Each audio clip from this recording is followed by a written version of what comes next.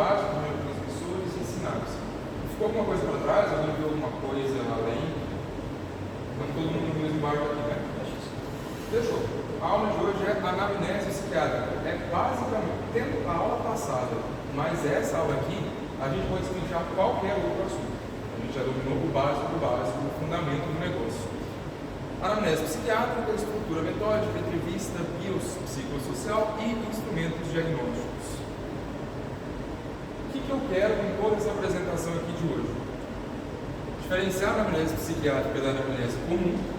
Todo médico sempre vai fazer uma anamnese, porém a anamnese psiquiátrica é completamente diferente, mais estruturada, mais longa, com passos muito mais estritos. Compreender a estrutura da anamnese psiquiátrica, dominar o processo de descobrimento da HMA, a história da moléstia atual, entender o MSE, a gente mais para frente vai explicar o que é, e conhecer os guias internacionais de entrevista. Primeiramente, que raio é a anamnese? Palavra feia é essa. Surgiu do grego de anamnesis, realmente se fala o mesmo, que significa recordar, lembrar. É esse exercício que você vai fazer com o seu paciente que vai chegar em você.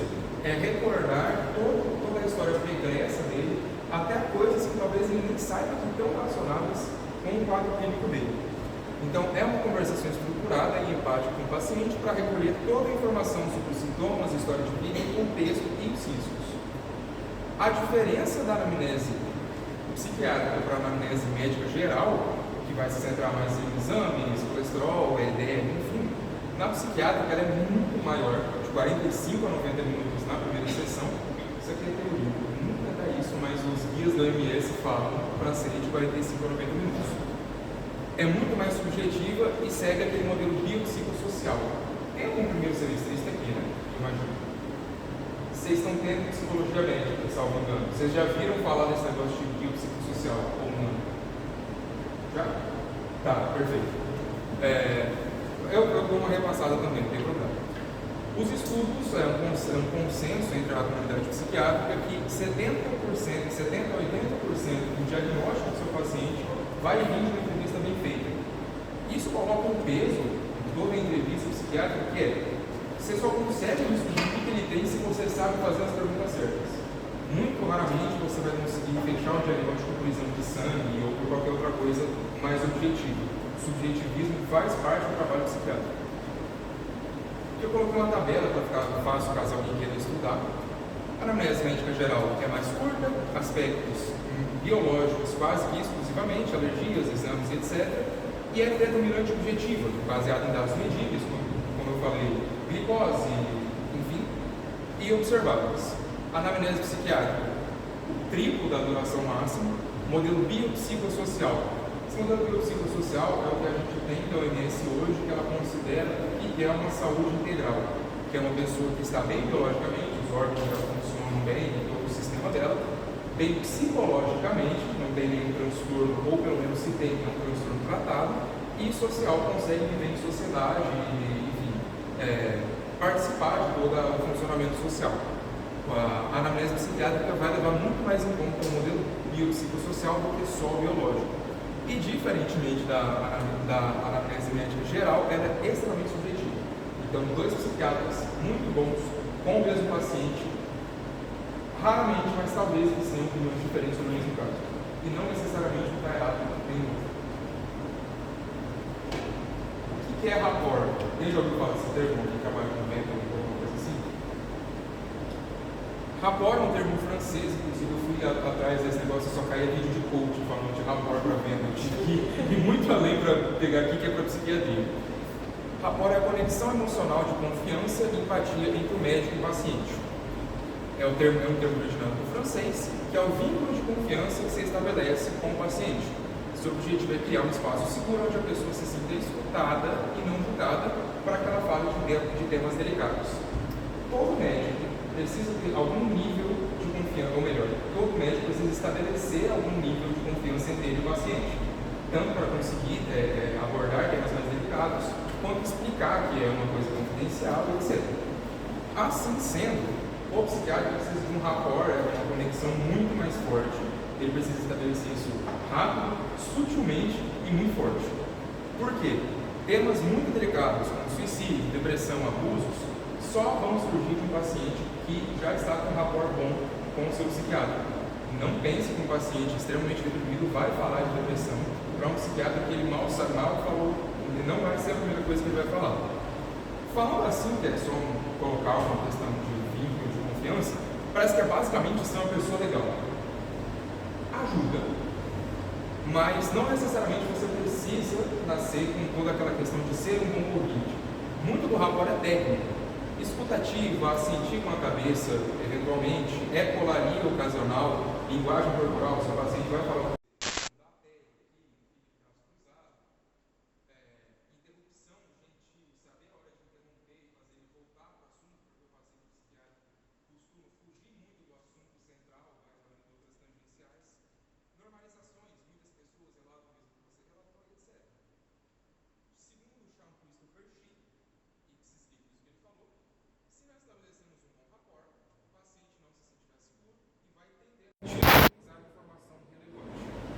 rapport é um termo que vocês têm que ter em mente, que vocês vão usar antes de iniciar a entrevista mesmo, durante e depois.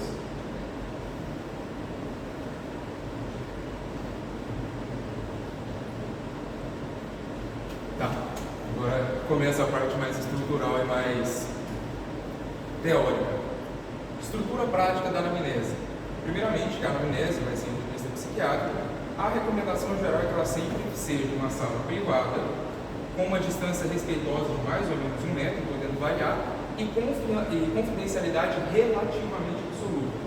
Eu quero, eventualmente, que nós tenhamos um encontro para debater a questão de ética psiquiátrica, mas esse relativamente absoluto é que você não pode explanar nada do que o seu paciente falar, pelo mais ou menos.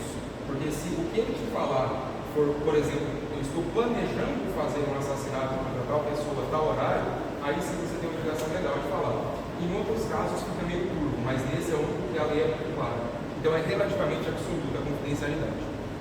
Está aqui a estrutura prática da anamnese. A gente vai destrinchar cada uma delas individualmente. Se vocês quiserem acompanhar, eu não quis mandar o slide antes, porque a gente vai fazer algumas dinâmicas, eu não queria dar spoiler. Vocês querem tirar uma foto disso daqui, para vocês conseguirem acompanhar se a gente está no 1, 2, 3, 4, 5,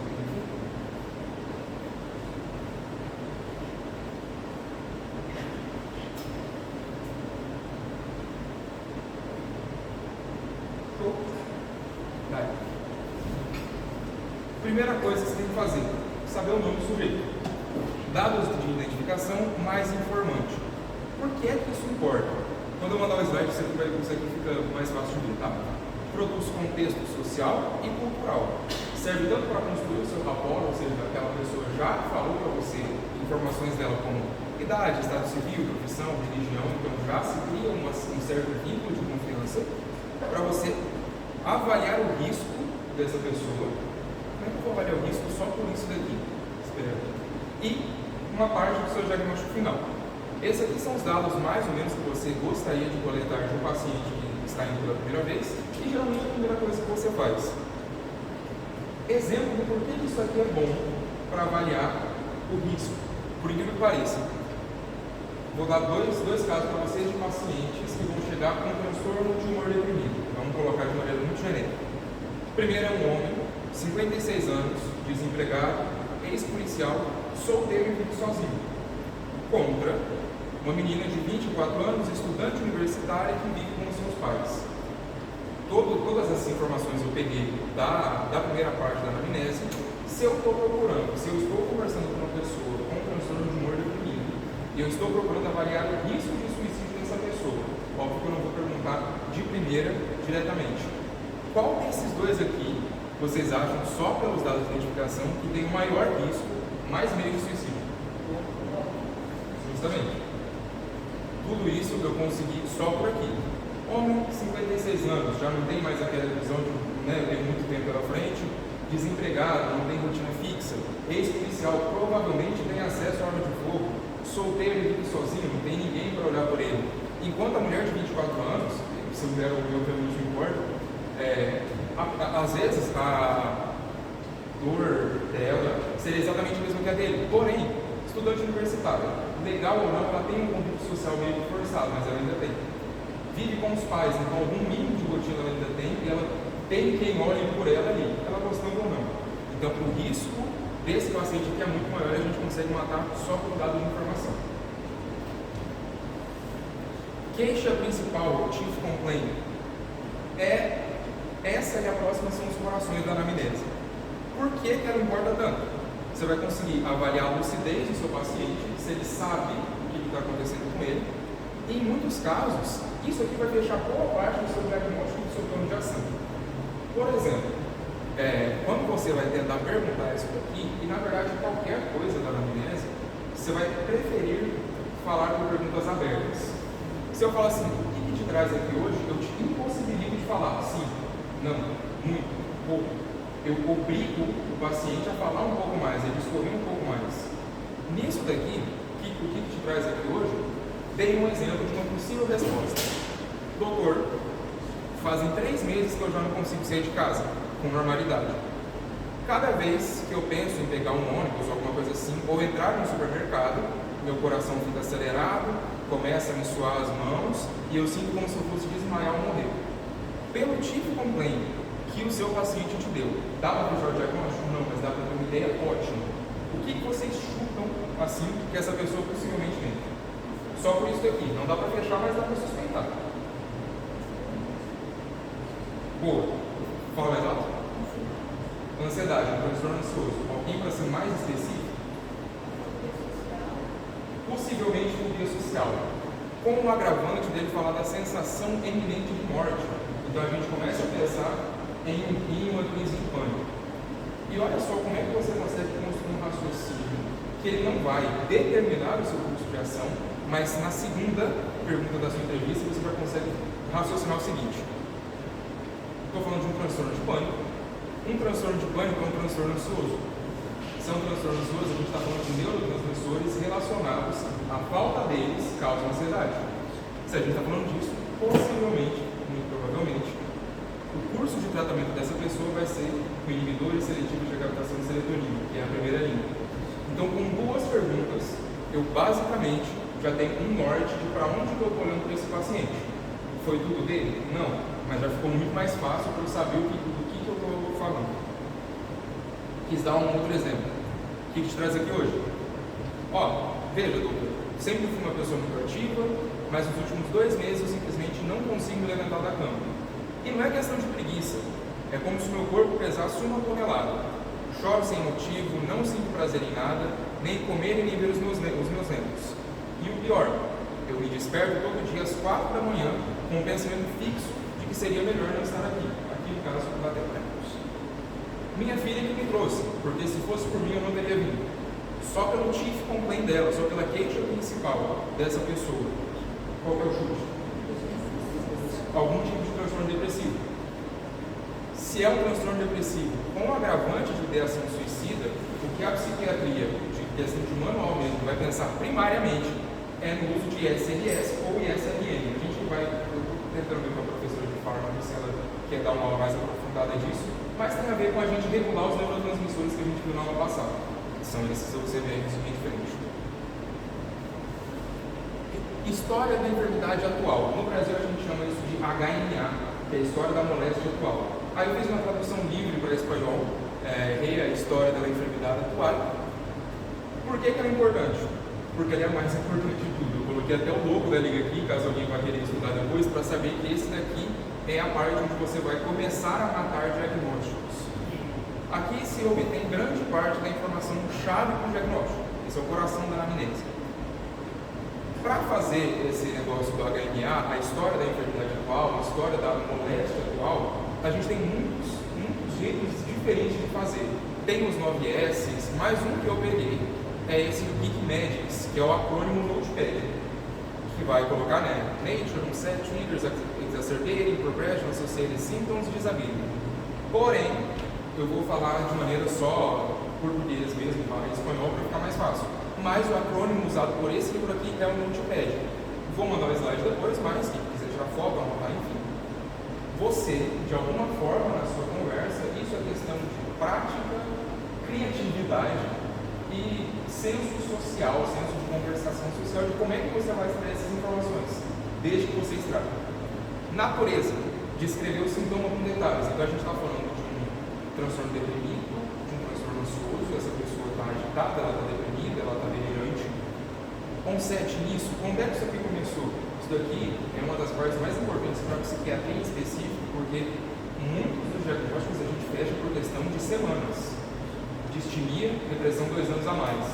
Transtorno depressivo maior, 2 meses para menos. Então, isso daqui é muito, muito importante. Se o seu paciente fala, faz uns 2 meses, faz uns 3 meses, geralmente é bom, inclusive, anotar a palavra exata que ele falou. Doutor, faz uns 3 meses. O paciente relata que há 3 meses, enfim. Foi súbito ou gradual? Ou seja, a gente está falando de uma coisa que alguma coisa quebrou e começou isso, ou vem se quebrando e fazendo isso. Desencadeantes ou gatilhos, como a gente ouviu falar. O que parece ter iniciado ou piorado o problema? Porque essa pessoa chega lá no seu consultório e fala, doutor,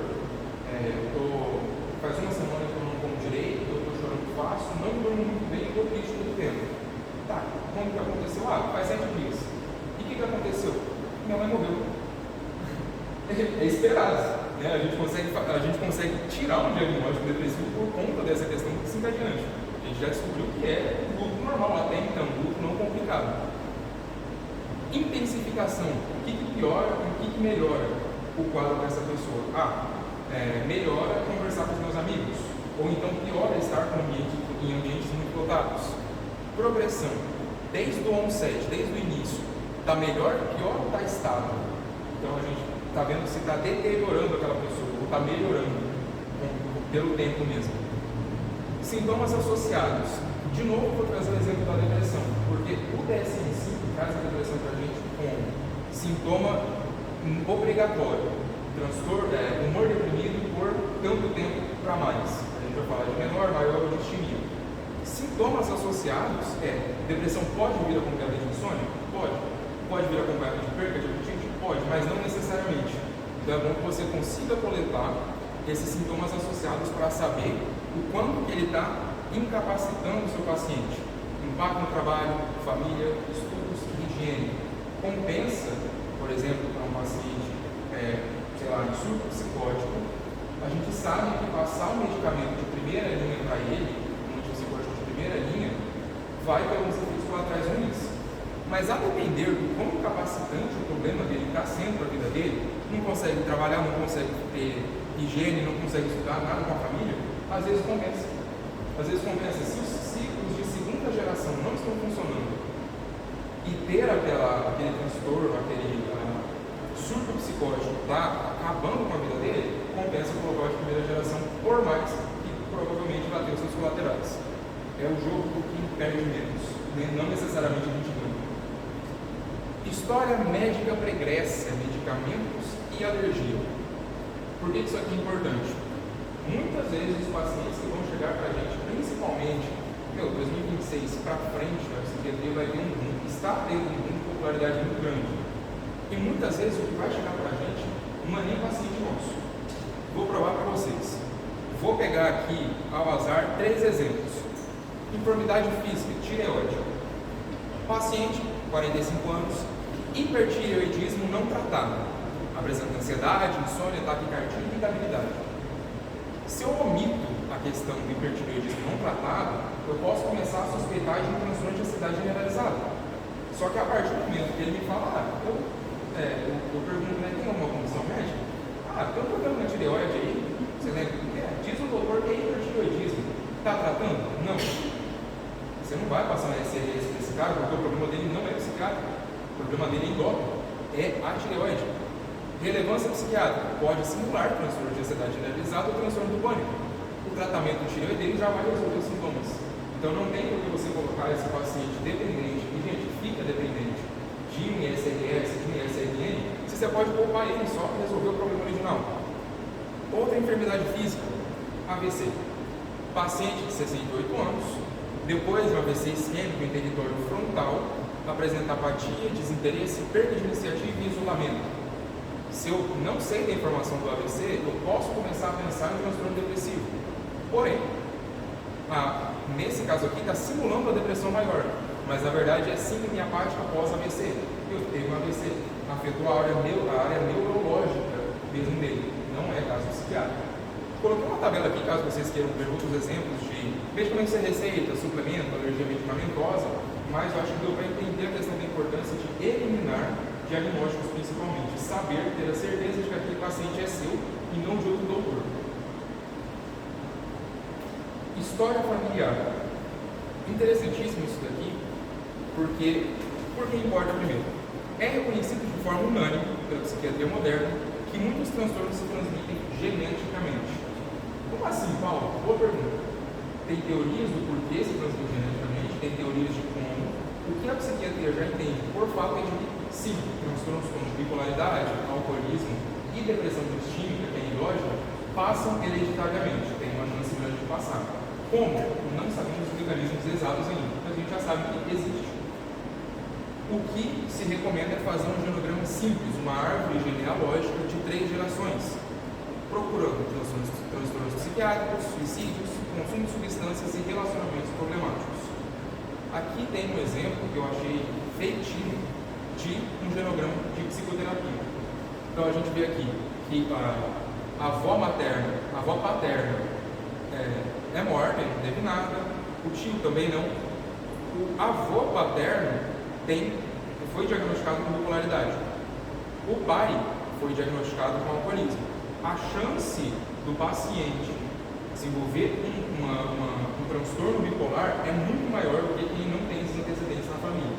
Então você já consegue acender o alerta de o que é que eu vou atrás desse paciente, o que é que eu vou olhar com um pouco mais de atenção, só pelos antecedentes familiares dele. História pessoal, social e questão de desenvolvimento do seu paciente.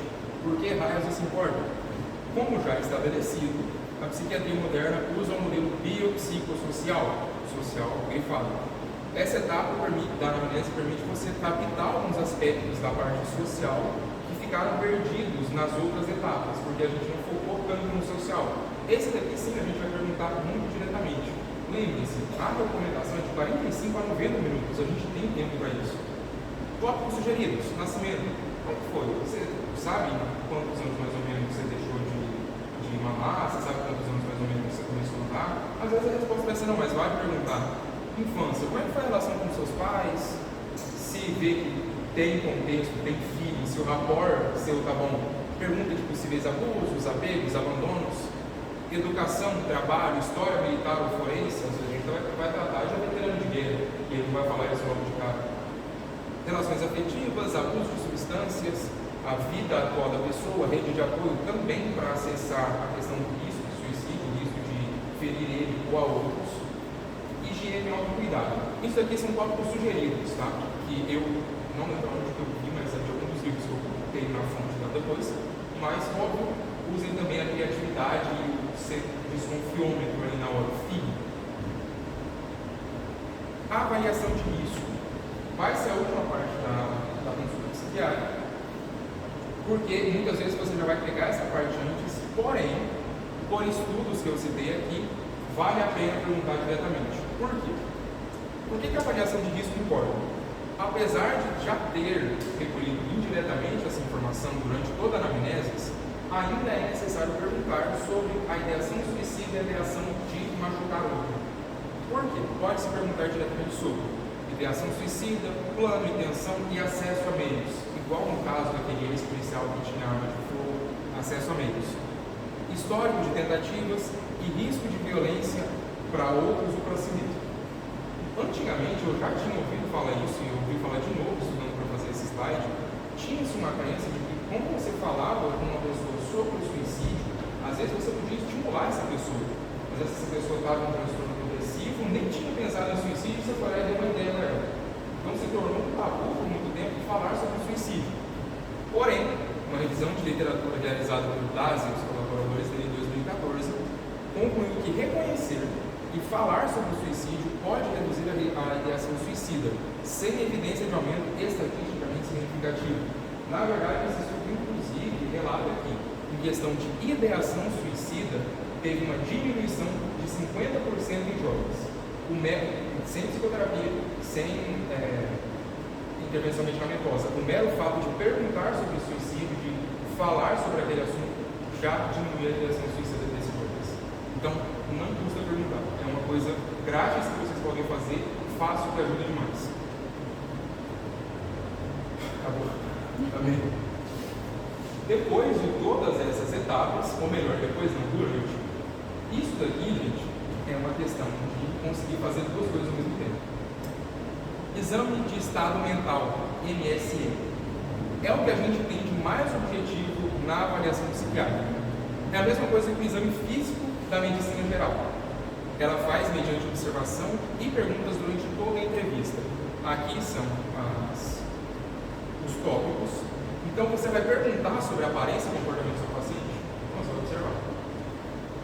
Isso importa. Ó, aqui eu coloquei uma tabela. Vou conversar sobre ela, mas está aqui explicado mais fácil. Dos domínios que o MSE coloca. Existem alguns tipos de MSE, tá? Tem 10 tópicos, um que tem 8. Eu achei o de 10 mais completo. Mas se vocês forem pesquisar, vocês podem achar um de 8. Isso aqui é baseado no DASA, o mesmo que fez aquele estudo que você viu anteriormente. Domínio de aparência. O que você está podendo avaliar no seu paciente que acabou de chegar? Isso aqui você faz em 1 segundo. Higiene, vestimenta, contato visual. Às vezes o paciente vai chegar completamente roupas largas, com certeza parece que não como alguns dias. Isso não é questão de preconceito. Você tem que analisar essas questões até para saber o quanto essa pessoa já está deteriorada pelo professor. Você não vai falar elas para a pessoa, você não vai compartilhar com alguém, mas você vai ter essa anotação mental sobre isso. Fala, ritmo, volume e fluidez. Então essa pessoa está com uma verborreia tremenda. Você pergunta uma coisa, ela fala 40. Ou você pergunta sobre algo, ela é monossilábica, ela só responde sim ou não. Isso aqui já pode dar entrada para o humor. O humor é o relato do paciente. Então se ele fala triste, ansioso, vazio, alguma coisa assim, você já pode anotar porque ele fala. Mas a questão do afeto é você que vai observar. Observado pelo examinador. Restringido, claro, incongruente, se a pessoa está totalmente fechada, apática, responde de forma nada, ou ela está falando um monte de cor estrelada, é uma coisa que você vai observar. O 5 e o 6 são duas coisas que a gente tem que diferenciar, que é a forma de pensamento e conteúdo do pensamento. Vamos começar pela 6, na verdade. Conteúdo do pensamento é o que eu estou pensando. Supondo que a gente está tratando de um paciente com transtorno, surto psicótico. E o surto psicótico dele especificamente está em delírio persecutório. Ele tem certeza que o mundo inteiro está perseguindo ele. A gente sabe que o conteúdo desse pensamento é isso, delírio persecutório. E óbvio, não é real. A forma de pensamento dele é se as coisas que ele fala se concatenam entre si. Então, o mesmo paciente, ou melhor, dois pacientes com o mesmo delírio persecutório podem ter formas de pensamento diferentes. Exemplo, um paciente com delírio persecutório pode começar a te contar uma história de por que estou perseguindo ele e você se perder completamente no meio, porque ele não está falando nada com nada. Mas outro paciente também com delírio persecutório pode começar a te contar uma história com início, meio, fim, congruência, link entre as ideias. Quer dizer que ele está sendo perseguido? Não.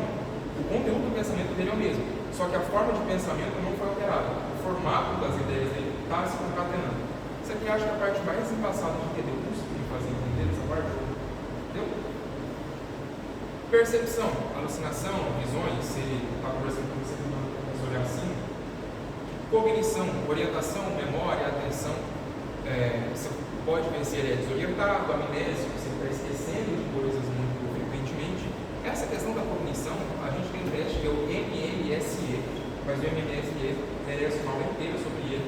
Estou só citando que dá para destrinchar esse 8 aqui em pelo menos 20 minutos do seu paciente, só no 8. Consciência da enfermidade, insight, isso daqui é um eliminador traço de diagnóstico. Por quê? Vamos voltar para o surto psicótico. Surto psicótico, necessariamente pelo DSM, não tem noção de que está doente, ele acha que aquilo é verdade.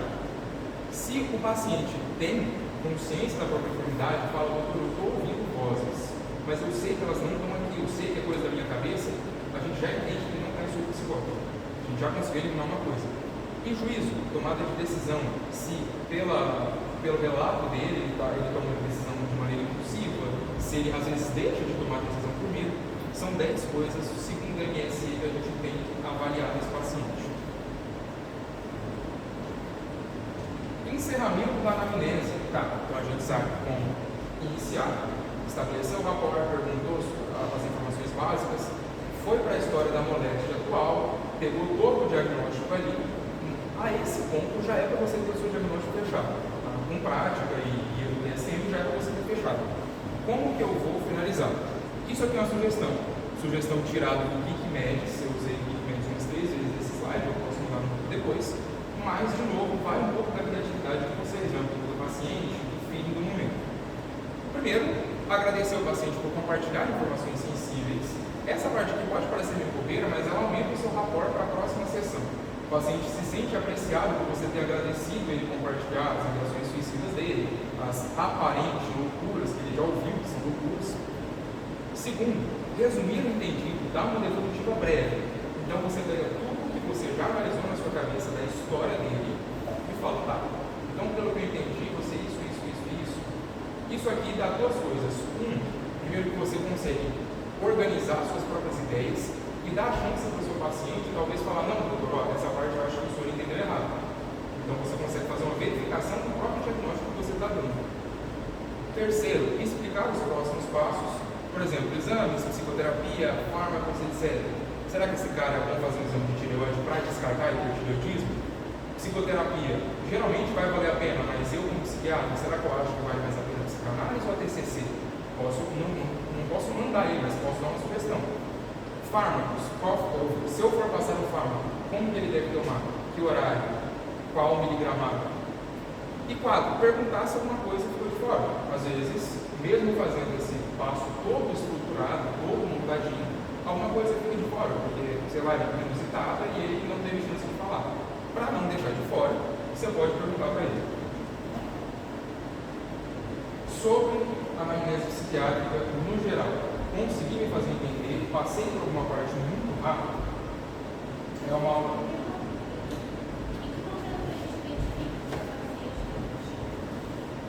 Tá, boa. Em que momento a gente identifica se o paciente está mentindo? Isso é uma questão que é muito debatida, inclusive, em como um psiquiatra clínico vai lidar com isso. Porque um psiquiatra clínico que realmente tem uma clínica ali que atende transtornos diversos que chegam para ele, não é nosso trabalho identificar a mentira do paciente.